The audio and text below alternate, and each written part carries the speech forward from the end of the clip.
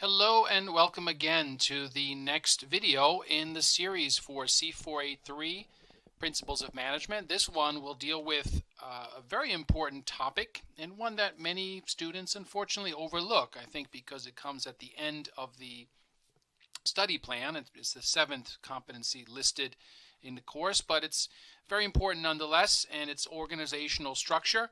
And of course, as with the other videos, pretty much all the material, unless otherwise noted, is taken from the Management Leading and Collaborating in a Competitive World 11th edition text by McGraw-Hill, and Bateman and Snell are the authors. So keep that in mind as we go forward. The first slide we're going to talk about is organizational structure and the good old org chart or organizational chart. And so the org chart, as you can see an example here, figure 8.1, obviously there's many that you can look at in your own organization or others that you're familiar with, and you'll probably find a lot more detailed information, but this will suffice for our purposes of the review video. So org chart is a reporting structure and division of labor in an organization. That's what that represents. So each box represents or is some work to be performed. It's a position usually in an organization. Sometimes there's a name attached, or very often there's a name attached. Otherwise, it could just be a position, for example, position title. And so that represents work to be performed in the organization, right? Everybody has their role in an organization, and this kind of highlights that. So if you look at, there's two really key concepts in this competency, and they are vertical structure and horizontal structure. And there's a lot to read about in Chapter 8, a very important chapter for this competency.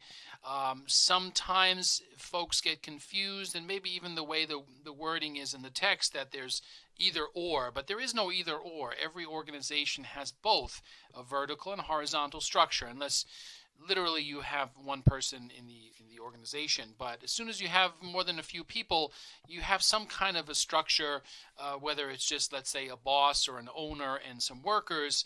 Obviously, as that gets more elaborate, there's much more details to work out in organizational structure. So vertical structure, you see that up and down, the vertical arrow, the red one there. That represents issues with authority, and I shouldn't say issues, but deals with issues of authority. Obviously, that brings up a lot of issues, but basically that represents is probably a better word. It represents authority structure, right? From the president, the CEO up top, maybe it's a board of directors, all the way down to let's say the lowest levels of the organization and all the reporting hierarchies or levels in between, and highlights the relationship responsibility people have to each other within that structure. There's also the horizontal structure, which is represented by the blue arrow going left and right, horizontally, of course, and that deals with the actual structure of organization and departmentalization. It's work, again, that work that's divided up into the different, let's say, functional areas. In this example, there's kind of a functional divisional mix here. You have finance, R&D, marketing, personnel. Those are different functions of the organization and a part of the horizontal structure, right? So your human resources, your personnel department is not going to necessarily do research and development. They're probably not going to do much finance, and vice versa. Finance is not going to get involved in personnel. Finance is not going to get involved in dealing with the customer as marketing and sales would. They have their own role to perform. And of course, obviously they work together very closely. And they do similar things sometimes, but they have a function, they have a specialization, and that's represented by that horizontal structure. So make sure you take a look at it. It's a very important slide, and very, I think, useful for understanding what that horizontal and vertical means. Fundamental concepts of organization or organizing. We're going to move forward with the next slide, talk about differentiation and integration. Differentiation is the idea that an organization is composed of various units, different units that work on varying tasks using different skills and methods, right?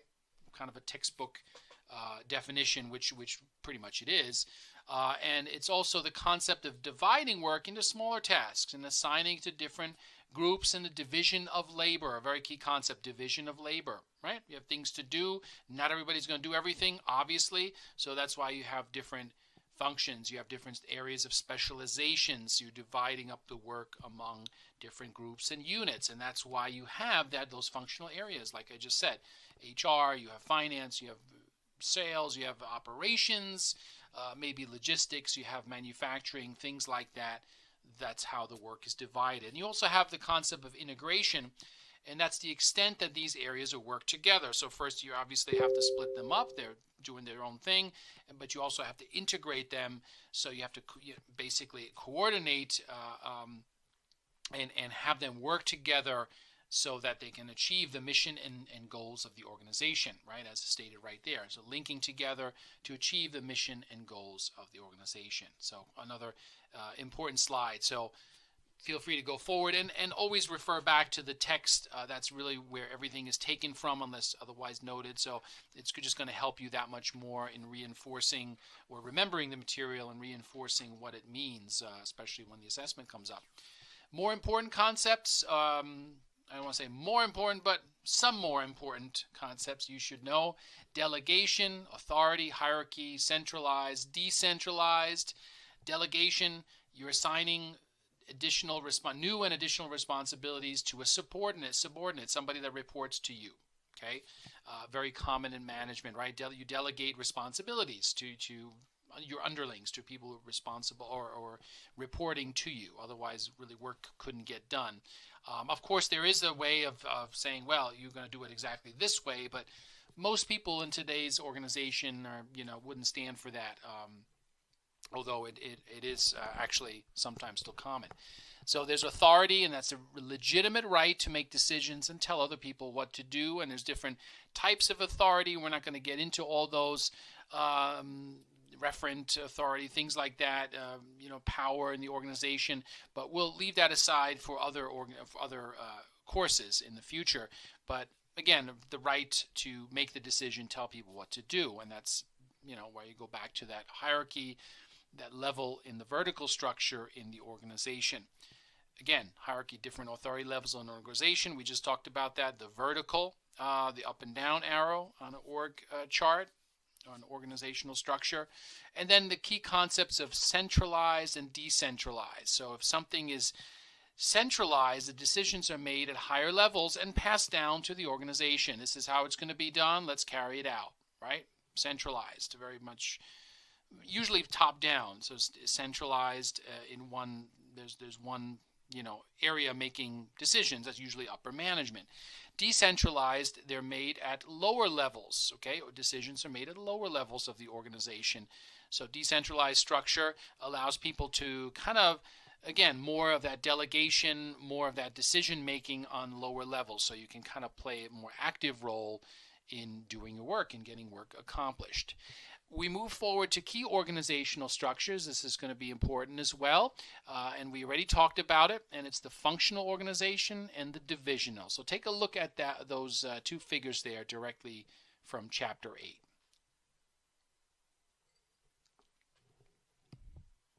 So in a functional organization, all right, we basically, most organizations are divided up like this. Departmentalization around specialized activities such as, and we just talked about this several times, production, marketing, human resources, IT, finance, on and on, right? And you can see the example right there. And they all report to the CEO. Maybe there's a vice president of those different functional areas or departments, whatever you want to call them. But that's just a very common way of organizing a company. Divisional, very similar but slightly different. It's a structure based on division, and it's really based on the product, the customer, maybe geography, your North American division or East Coast division or European, let's say, division, and that's all within a larger organization. So a little bit of subdivided there, subdivision, I should say, and just with the functional, it's basically the same thing, but you're dividing them up. So Division A, as you can see, have their own functional areas: operations, marketing, finance, for the example that they use here. Division B has their own operations, marketing, so that gets divided up. So it's almost like self-contained entities, and that's instead of different companies, they're just divisions of a larger company. Okay, so take a look at that. Try to apply that to your own examples from your own life, your own work experience, and it'll make more sense. You'll probably say, "Oh yeah, that's right. I'm familiar with that." So, luckily, there's something in it, in it for everybody in this course, and also in this, especially this competency, because every business, every organization has a structure, some kind of structure, whether it's apparent or not. It does have one. So, matrix, another one, a little difficult to explain here. This is directly from 8.5, again, chapter 8. It's a little more complicated. You really have two bosses, and that's the key thing to know. There are a lot of disadvantages and a lot of advantages to this structure, and certain industry groups have been using it successfully for a long time. But the key feature is, again, certain managers report to two bosses in one functional area, and another maybe in divisional, in a divisional, in order to get the benefits of both. Okay, so it's like a mix. So you have a production group, and they report to a production manager, but also a project or a product manager. You see that there? And then production group will report to another production group will report to project manager B, but also production manager or divisional head, let's say. So this is, again, kind of tricky. If you look at it, it's like, what is that? And I think it's the best try or attempt at categorizing this. All companies who use this do it slightly different way. There's dotted line reporting, direct line, but the idea, it goes against the main function of management, the main kind of laws of management, where one person reports to one boss, right? It's just easier that way. As a two, it's like you have these sometimes competing responsibilities, right? Conflicting loyalties, or however you want to call it. But that actually is one of the major drawbacks to this structure. But suffice it to say, you just have to know kind of the beginning or the basics of what this means, and that should highlight that enough to be successful on the assessment. So network organization, another one very important. Chapter 8 again. Hub and spoke. You can explain this very many different ways. It's also called modular, virtual. There are many different names to it. It's a network. It's a dynamic structure. It provides a lot of flexibility, and it centers around a network, usually independent entities that collaborate on a contracted, kind of outsourced, contracted, project basis, product basis, rather than a traditional organization. What does that mean? Well, instead of having all these different areas that we just talked about, functional areas, divisions, everybody's working for the organization, you have a key group of people, and they outsource everything. Everything is based on, project-based. So we're making a new product, and I'm going to outsource the design, production, the distribution, sales.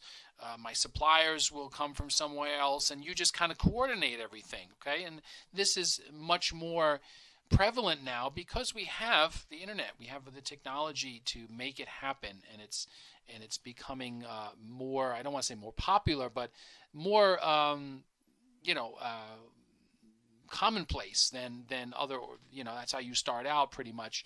If you have an idea, you keep that basic management structure, that idea, and everything else is outsourced. So you don't have to have such a large organization, and the key thing is you can usually save costs, right? So if you have a fixed organizational structure, you have to pay these people whether the job is there or not, whether the work is there or not. So, and obviously hiring and firing presents its own set of challenges. So this is a much more flexible way of approaching it. Of course, after certain time frames, certain scale, you have no choice but to hire more people and just grow in a traditional way. But anyway, the virtual network organization is quite commonplace today. More concepts that we're going to talk about in the next slide are strategic alliance, learning organization, and high involvement organization. Strategic alliance, formal relationship created among independent organizations with the purpose of joint pursuits of mutual goals. So as opposed to a joint venture where people organizations formalize an agreement and kind of create, one company out of it, or even merger where you kind of two companies come together. An alliance is it's formal, but it's not that formal as far as, coming together as one structure. You're aligning with other companies, and this is very, very commonplace. One company has advantage in another area, you have an advantage in one area, and combined you're able to better overcome the competition, do better things, and better reach your target audience, your target customer base, and keep them perhaps. Learning organization, skilled at creating, acquiring, and transferring knowledge, and modifying behavior to reflect new knowledge and insight. So concept that came out a few decades ago already, knowledge management, learning organization, but really important, right? Knowledge is power. We've heard that many times. Knowledge and people and working for an organization, they're constantly developing new ideas, and just look at all the stuff we have today with technology, competition growing so rapidly, really globalized, coming from everywhere. And so you have to have a way, or an organization has to have a way of transferring that and making new knowledge and gathering it and figuring out, okay, well, this can't be used in this area, but you know what? There is another area we're looking at down in that department for that product, and so maybe we can use it there. Okay, so but if you don't know it exists in the organization, if people just keep it to themselves and there's no way of sharing that, right, then it's of no use to them. It won't help anybody, right, except maybe the person that keeps it to themselves. So knowledge management, knowledge organization, learning organization, very similar, very well known. Technology allows us to do that much more than just a few decades before, right? We have social media, we have internet, we can do pretty much anything on our phones these days, our pocket computers, and so it just makes that much more.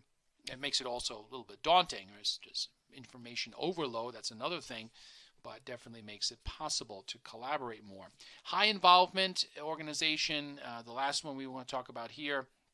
It's a type of organization which top management ensures there's consensus about the direction in which business is heading. So a little bit more democratic than your typical top-down, the boss tells you what to do type of organization. So high involvement, a lot of involvement with employees. And it's kind of the norm, especially in, let's say, a high-tech Silicon Valley, rapidly changing type of marketplace. So much more common these days than not. Organizational concepts or control concepts, talking about control, organizational, very important part of management, and keeping that structure together. Standardization, probably heard this from many different examples. Establishing common routines and procedures that apply uniformly to everyone. Formalization, presence of rules and regulations governing how people in the organization interact. So the word, standard, formal, bureaucratic is kind of like, that's sometimes negative because it constricts your freedom. But without these things, you couldn't have a large organization these days. Just not possible. People have to know where the boundaries are, know how to respond in certain areas, and know what let's say the consequences are for not following that procedure or standard and so forth. Because the idea is everybody has to be aligned to the common goals of the organization, right? The strategic plan of the organization, the mission and vision we talked about way back in strategic planning. Mechanistic organization, a form of organization that seeks to maximize internal efficiency. Another important concept. Mechanized, mechanical, machine, right? That's where that comes from. So it's a little bit easier to perhaps understand and remember. Internal efficiency, not really deviating that much, very mechanistic. Organic structure emphasizes flexibility. So again, your example I use very often, internal efficiency, it works for some areas, you just have to do it, in some areas, and in others you have to be more organic, more flexible. So if you're in a high-tech, again, Silicon Valley environment, things change daily, you need to be organic. You can't be very rigid, you can't be very mechanistic. Once you reach a certain economy of scale, or you can obviously do that, and you need to do that, but again, it doesn't fit every structure. So every organization is a blending of the two. Okay, every organization is a blending of the two. Obviously, some would argue, but if you have again, nuclear power plant, or a power plant in general, has to be on 24/7, cannot have any many mistakes, can't deviate from the norm. You're gonna you treat that differently than your new Facebook organization, or a new venture that you have in technology field. It's going to be different. So those are things to keep in mind. And then another concept, and I forget now if it comes up actually in this competency directly, but it's important nonetheless. It's a boundaryless organization. It has to do with communication in the organization. Again, talking about sharing information, we talked about the knowledge management, learning organization, boundaryless organization, no barriers to information flow. Okay, sounds very good. Of course, there are always barriers to flow, but the idea of a boundaryless is, well, that we freely exchange information, and there's no keeping that information to yourself. It's give and take, that sharing of information, and the idea that it helps organizations become better at what they do. Okay. Characteristics of control. Again, a lot of stuff with this competency, and we're going to try to move forward quickly here.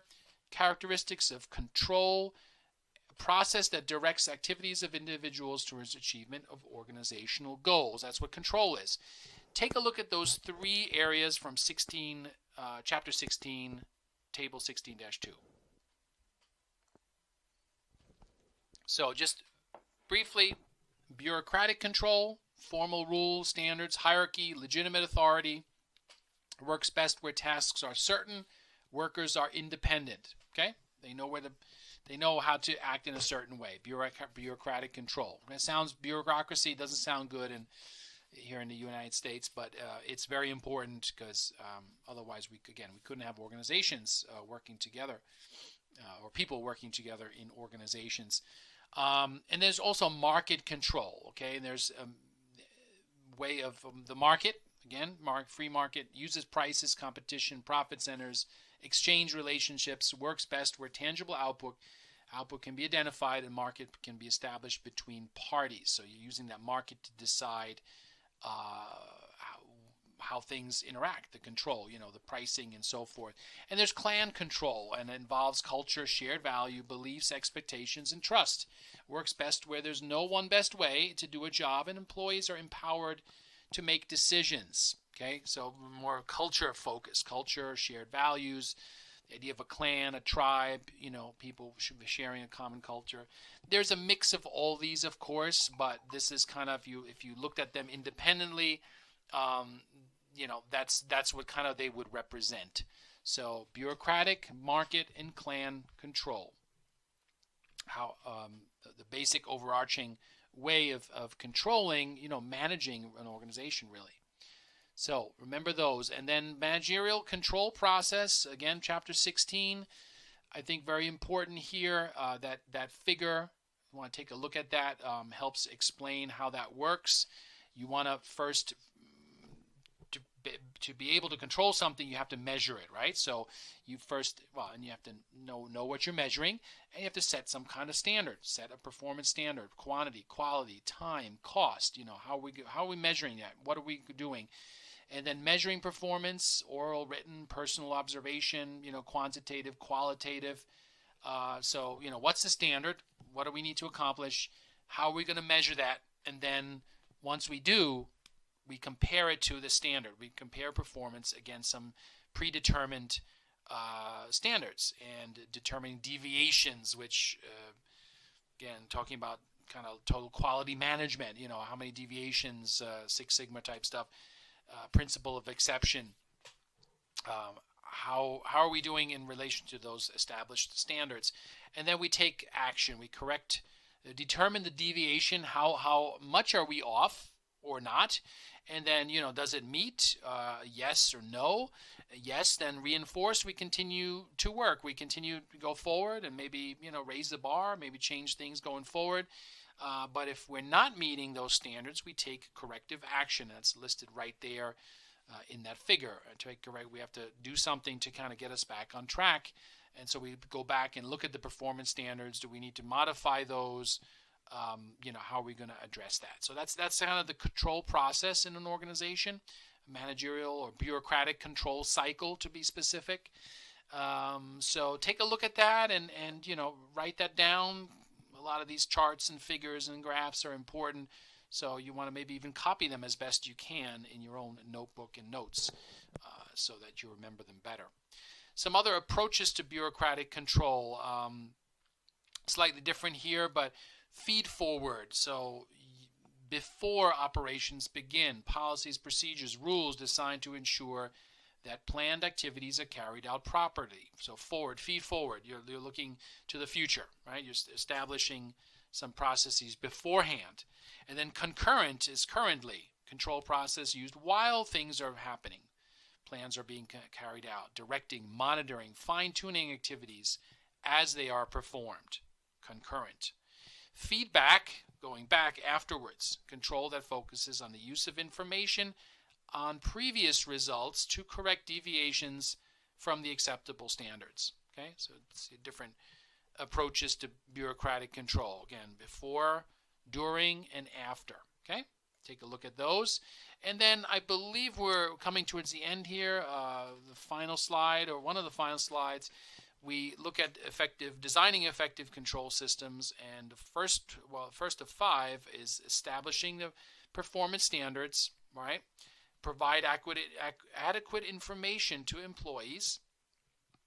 So must be accurate, objective standards, quantitative, right? What's our standard?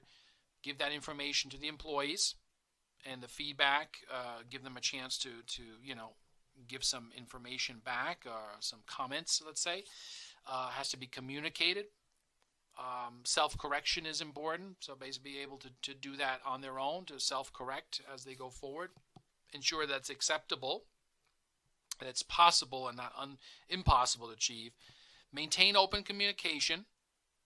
Feel that they can report this bad news or potential bad news without fear of, let's shoot the messenger type of behavior. And then use multiple approaches in the control. So balanced scorecard is an example. Look at many different areas, not just the money thing. So look at balanced scorecard. You're looking at finance. You're looking at the customer, effect on the customer, the process taking place, how this thing is carried out, how these things are carried out, and learning growth measures of the employees of the organization. How are we learning? How are we growing as an organization? Like we talked a few slides ago about the learning organization, so forth. So there you have it, those 5, and I guess we finished it up. So we wrapped it up. I know we're coming on a half hour here for the video, but hope you enjoyed the organizational structure video. Feel free to go back and review it again and use that information as a basis for further study in the textbook, in the courseware, and as you go forward to your objective assessment. So with that, good luck, and see you again.